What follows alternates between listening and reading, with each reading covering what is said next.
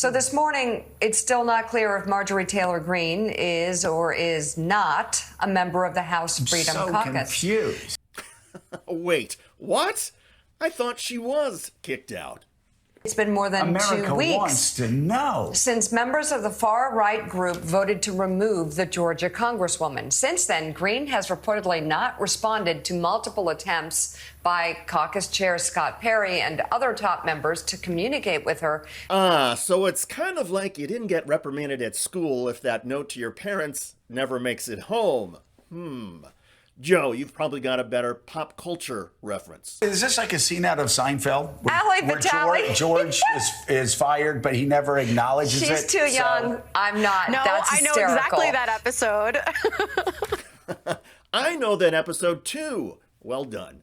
That was kind of smart of George Costanza. Is this a Costanza-like strategy?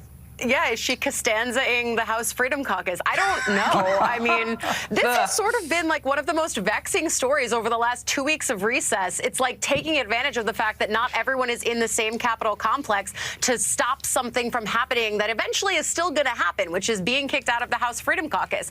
Yeah, she is getting kicked out even if she tries to hide, which is remarkable because Marjorie Taylor Greene is all about being seen and heard.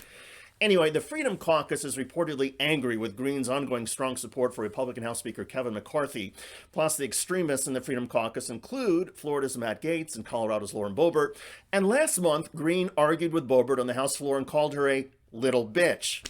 So Boebert complained to the Freedom Caucus, which agreed Marjorie Taylor Greene had gone too far, both verbally with Boebert and politically in supporting McCarthy. Even watching the far right side of this conference start to splinter off. I mean, again, I didn't see Marjorie Taylor Greene ever being a tight ally of Kevin McCarthy, but you see her there on the screen from during the speaker battle, from during the debt ceiling battle. This is something where she's paid attacks with the people who she sort of came up with in the Freedom Caucus, the Lauren Boeberts and the Matt Gaetzes. That splintering has been really fascinating to watch. And I think in some ways it weakens the negotiating power that they have because they've done well as a cohesive bloc in the Freedom Caucus, being able to be a consistent thorn in the side of Republican leaders.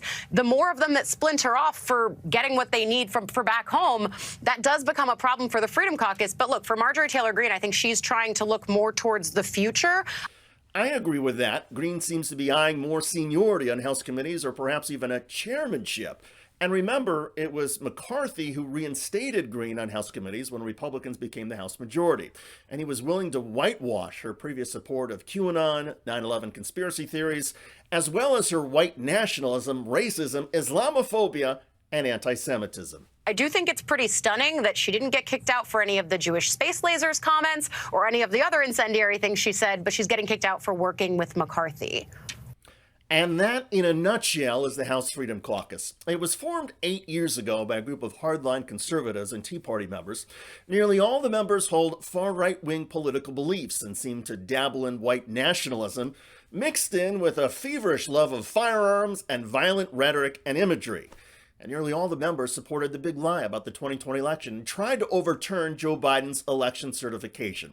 The Freedom Caucus, by all accounts, is the most extreme far-right bloc within the House Republican Conference. You literally cannot say or do anything that would anger fellow members except support the more mainstream yet still conservative Republican Kevin McCarthy. Well, that's what Greene has done. So she is out. She and her staff can try and evade the Freedom Caucus and calls 24/7, and maybe Greene will even physically run away from Freedom Caucus members when Congress goes back in session.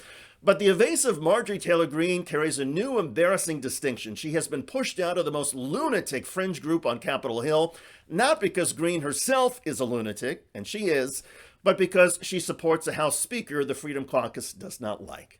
Or as George Costanza would say, and I'm channeling Marjorie Taylor Greene with this quote, "I'm disturbed, I'm depressed, I'm inadequate, I've got it all." By the way, a group of Trump MAGA morons now appears to support genocide. What should President Trump do on day one when he gets back in?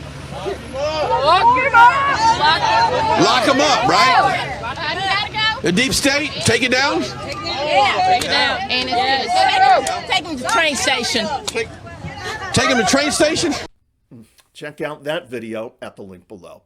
I'm David Shuster. Thanks for joining us.